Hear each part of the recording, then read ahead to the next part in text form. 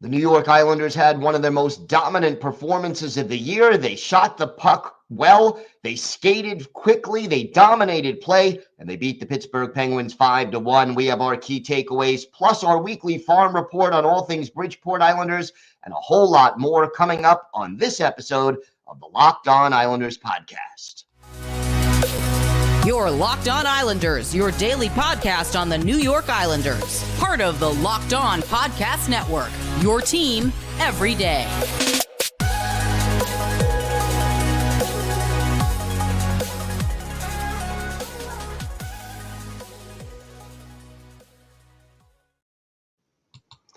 And welcome, everybody, to the Wednesday edition of the Locked On Islanders podcast. Gil Martin, so glad you could join us today and be part of the Locked On Islanders family. And thank you for making Locked On Islanders your first listen every day. We are free and available on all platforms. So much to talk about today, a big 5-1 win over the Penguins. But first, if you've got something Islanders related on your mind, if you have a question, a comment, maybe a topic you'd like us to talk about on a future episode of Locked On Islanders, feel free to send us an email. The email address, lockedonislanders@gmail.com. And if you leave your first name and where you're from, we are happy to mention you on the show when we talk about whatever it is that's on your mind. You could also follow the show on Twitter at Locked On Isles, and you could follow me, Gil Martin, on Twitter at Ice Wars, NYRVSNYI. We'll keep you up to date on all the latest Islanders news, notes, and happenings. And I am live tweeting during nearly every Islanders home and road game.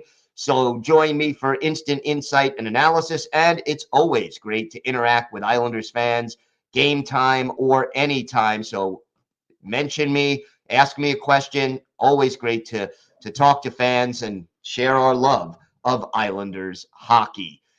What a game for the New York Islanders, a 5-1 win over the Pittsburgh Penguins. And realistically, the Islanders took the lead in this game 1 minute and 3 seconds into the game and never really looked back. In fact, the Islanders won 5-1, had an apparent goal by Casey Cizikas wiped out because the Islanders were offside.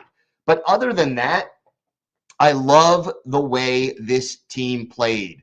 Final shots on goal, 42-21 in favor of the New York Islanders. And, sometimes you say, oh, yeah, the shots on goal didn't really indicate what this game was like today or Tuesday at UBS Arena. The shots on goal were accurately depicting what this game was like. It was a dominant performance by the Islanders.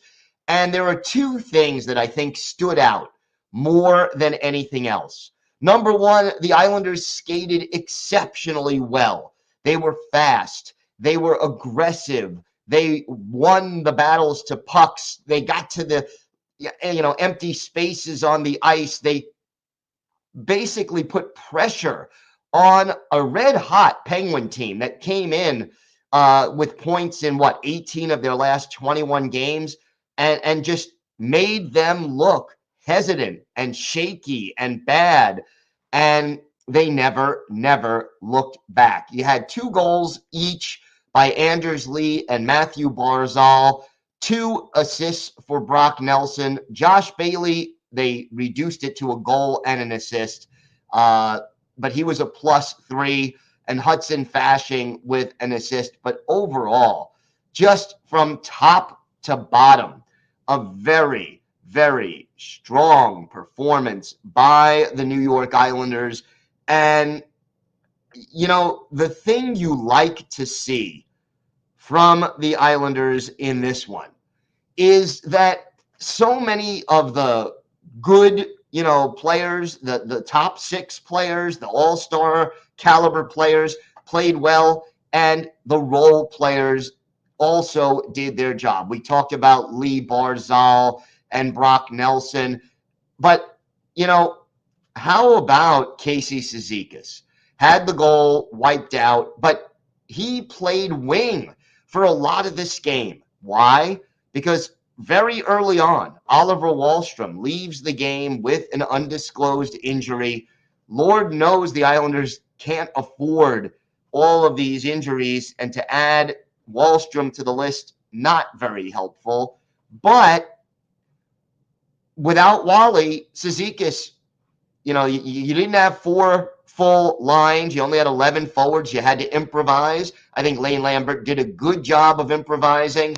And, this is the occasion where when we said, oh, yeah, well, in the long run, constantly switching the line combinations could help.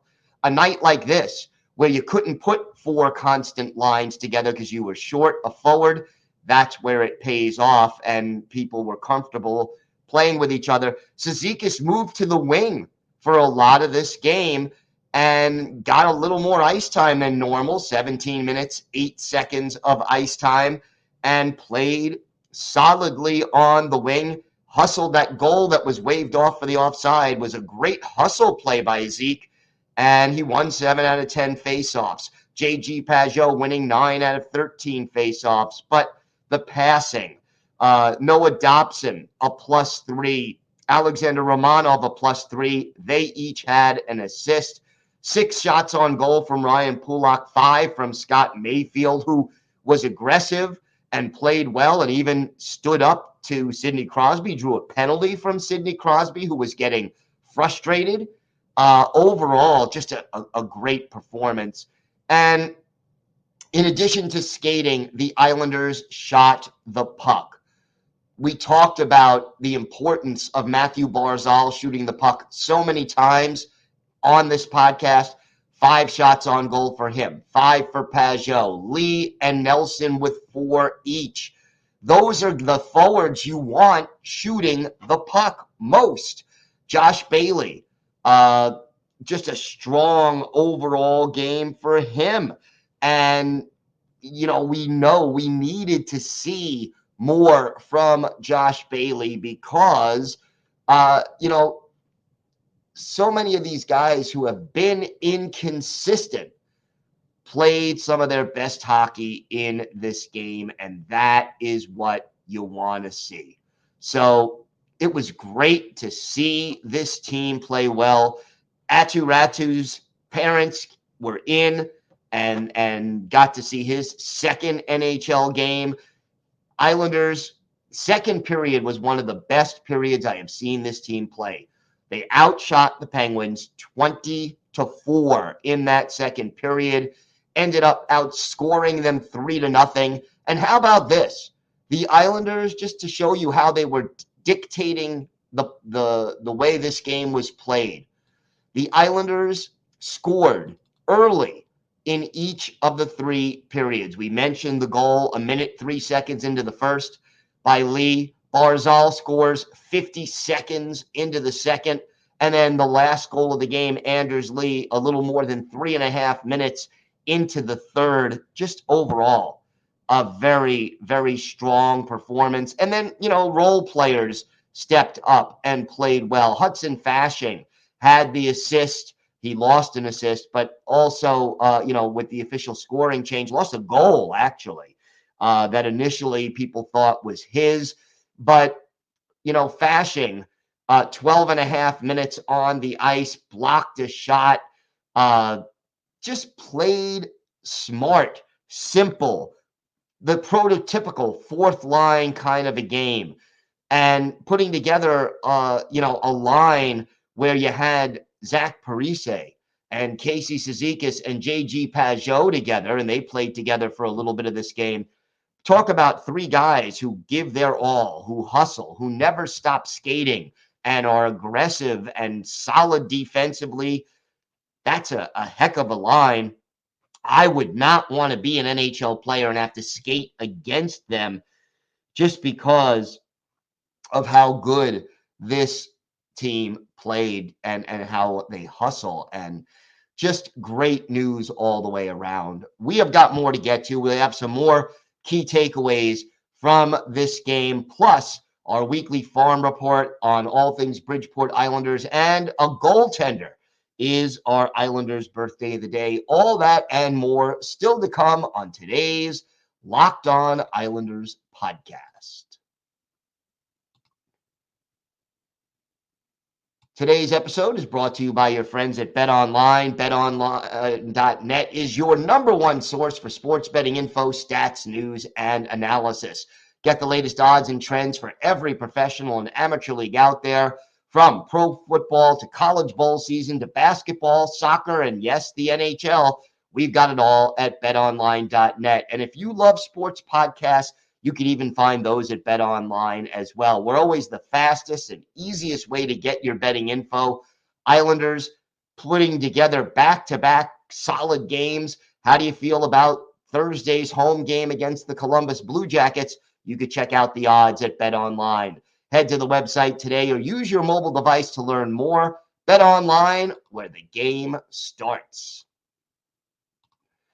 Thank you for making Locked On Islanders your first listen every day. Now make sure to check out Locked On Sports Today. The biggest stories around the sports world in 20 minutes or less, plus instant reactions, game recaps, and Locked On's Take of the Day. Locked On Sports Today, available on YouTube and wherever you get your podcasts. Had to be frustrating for Casey Cizikas to have that goal called back. The only other real nitpicky thing that I had about this game, the power play just continues to struggle. They are now 0 for their last 25, went 0 for 3 in this game, which is certainly disappointing. But overall, just this is the one time when it didn't matter that your power play wasn't at its best. And, again, the injuries that continue to plague this team. Yes, they got Cizikas back and Nelson back, and that was huge. But still, no Simon Holmstrom. He was out of the lineup. So you still had Atu Ratu and Parker Wotherspoon in the lineup. I'm glad, very glad, that they stuck with Wotherspoon over having Salo and Aho on the ice together. And Wotherspoon, again, he played a hair under 16 minutes. He was a +1, took 2 shots, made a hit, had a takeaway. Overall, look, the beautiful thing is Wotherspoon was not intimidated by the moment. And there was one sequence I remember where he went into the corner and battled with Evgeny Malkin for the puck. And Malkin was persistent, but Wotherspoon was smart. He wasn't intimidated going up against one of the more famous and best, future Hall of Famer, one of the better players in the game. And he ended up winning possession of the puck. So, when you bring guys up from Bridgeport and you're only thinking, okay, these guys are up for the short term. They may or may not be prospects, but when you bring those guys up and they keep it simple and just do what they do best, that's when they fit in well and are more successful. And I think Hudson Fasching and Parker Wotherspoon really sort of personified that ability for the Islanders tonight. This was just a great performance, top to bottom. And if ever there was a blueprint for how you want the Islanders to play, I think this kind of game is it. And the beautiful thing is now the Islanders put together 2 really strong performances in back-to-back games. And you could sit there and say, okay, Friday, the game before the holiday break, they did it against a struggling Florida Panthers team. Well, now they did it against a red-hot Pittsburgh Penguins team. And they claimed the 2 points in the standings, which was huge. So that was positive. Now you come up before you head west and you have the Columbus Blue Jackets coming into town on Thursday. And we will have a full preview of that game on tomorrow's show. But you could put together 3 wins before you head west. That is a great thing. But to put together back-to-back convincing wins, solid performances, close to 60-minute performances as well, has to make Islander fans feel good. All right, time now for our weekly farm report. And unfortunately, things not going so well lately for the Bridgeport Islanders. And why? Well, if you think about it, a large portion of their roster happens to be playing for the Islanders right now. Parker Wotherspoon, Atu Ratu, Simon Holmstrom, even though he's hurt, is up with the big club. So you see, they are feeling the effects of that. Played 2 games since our last farm report a week ago. The first one came on Friday of last week, where they fell to the Hartford Wolfpack by a score of 4-3. That's their 4th straight loss. A goal and an assist for Andy Andreoff and Arno Durando. Chris Terry had 2 helpers. Paul Thompson with the 3rd goal for the Isles. 35 saves from Jakub Skarek, but this was a 4-3 loss for the Islanders, who really could have used the win. And then last night, Tuesday night, the Wolfpack beating the Islanders badly. Islanders outshot 39-23 in this one, fell behind 3-0 early in the second period.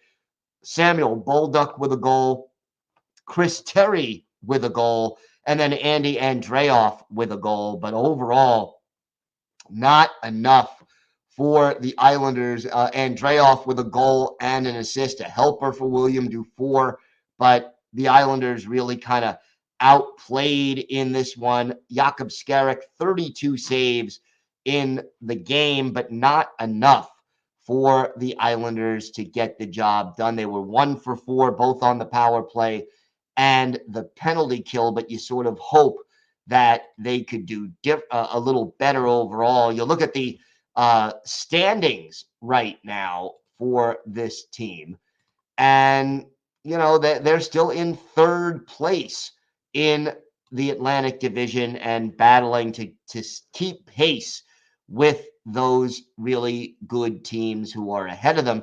Chris Terry now leading the team with 27 points in 24 games. Andy Andreoff has 26 points in 29 games. Samuel Bolduc leading all defensemen with 16 assists and 21 points. Ruslan Ishkov has 8 goals and 20 points in 26 games. For William Dufour, 10 goals in 28 games, 17 points in 28 games. He is starting to really sort of show what he could do. Goaltending, they miss Corey Schneider, who is up and backing up right now Ilya Sorokin. Schneider 10-3-2, a 9.21 save percentage, a 2.51 goals against. Jakub Skarek struggling a bit, a 3.80 goals against average, 4.7-3 on the year, and an 8.78 save percentage. By the way, if you were wondering, it's been Ken Appleby, who they brought up from the ECHL, backing up Skarek, while Corey Schneider is up with the Islanders, waiting for Semyon Varlamov to return to health. And I still don't think we're going to see a start from Corey Schneider unless Varley is still not ready to go when the Islanders head west. And we have to wait. And tomorrow we'll obviously have some updates for you. Meanwhile, on the schedule, a game tonight. The holidays sort of complicating things for the Bridgeport Islanders. So they'll play 2 road games this week. Tonight in Lehigh Valley, that's a 7:05 Eastern time start. And then Friday night, December 30th, a 7:05 Eastern time start in Springfield against the Thunderbirds. That will end the 2022 portion of the schedule for the Bridgeport Islanders. And they don't play again until next Wednesday, January 4th. So, again, for 2 weekends in a row, having the Christmas holiday and the New Year holiday on back-to-back weekends, they are not scheduling games. We've got more to get to on today's show.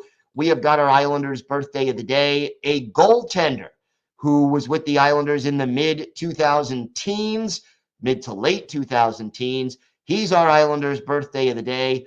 And we've got some more thoughts about where this team is at especially after the last two games. All that and more still to come on today's Locked On Islanders podcast. Time now for our Islanders birthday of the day. And yesterday was yesterday was actually the 30th birthday of former Islanders goalie Christopher Gibson. Gibson, a native of Finland, drafted by the Kings in the second round back in 2011.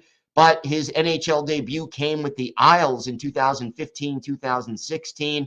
Spent parts of 3 seasons with the Islanders, mostly playing for Bridgeport during that time, then joined the Tampa Bay Lightning for 2020, 2021, and is now a member of the Seattle Kraken organization, still playing right now mostly for the Coachella Valley Firebirds, which is the Kraken's farm club in the AHL. So far, Christopher Gibson has played in 16 NHL games. He's 4-5-3, a respectable .901 save percentage, and a 3.33 goals against average. It was easy to pick his best game as an Islander, March 11th, 2018 in Calgary. Islanders and Flames going head-to-head. Obviously, Christopher Gibson is the goalie for the Islanders, while Mike Smith was in between the pipes for the Flames. And the Islanders got on the board first. Nick Leddy, his 10th from KC Cizikas at 2:14.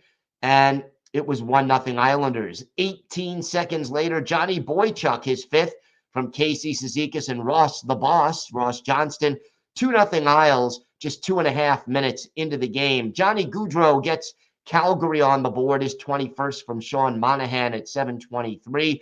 That cuts the Isles lead to 2-1, but then Jordan Eberle made it 3-1, his 24th from Johnny Boychuk and John Tavares at 10:25. 3-1 Isles after 1.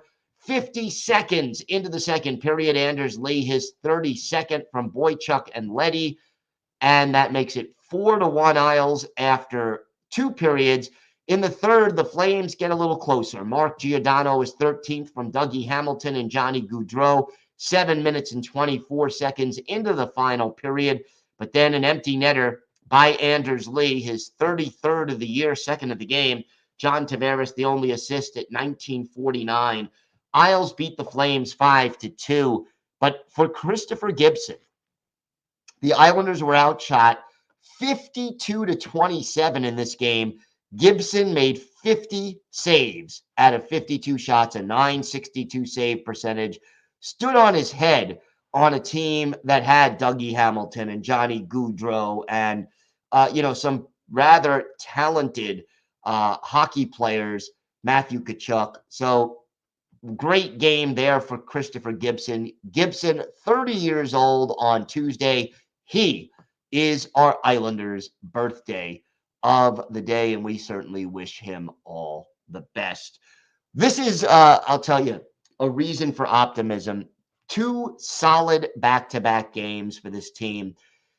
And I think the 3 days off in the middle certainly helped. It helped certainly get Nelson and Cizikas ready to play. And I think the team was well rested. I think that helped. But I also think that this game shows you the potential this team has and the heart that this team has, because they have 5 players out with injuries. Now, unfortunately, you may have yet another one with Oliver Wahlstrom joining the injured list. We'll give you an update on him as soon as we hear something. If they're going to have a morning skate tomorrow, we will certainly let you know about that. Watch us on our Twitter feed. But overall, all the role players did their job. The stars did their job. And even guys like Beauvillier and Bailey, who have struggled mightily at times, stepped up and did the things they do well in order to help this team win. That, folks, is the ideal performance by the New York Islanders. It's what we needed to see. And guess what? We actually saw it, and it was beautiful to watch. So 2 points, a very good 2-point effort. And you look at the standings now. The Islanders pick up those 2 points. They are now 1 point behind the Penguins, 1 point behind the Rangers. Pittsburgh still has a couple of games in hand. But, I mean, now you're only 4 points out of second place. You're 2 points out of third, 1 point out of fourth and fifth.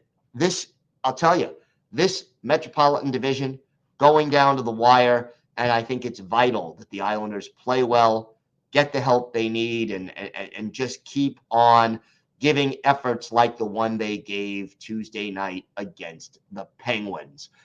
So, great game for the Islanders, and we want even more. Thanks for making Locked On Islanders your first listen today.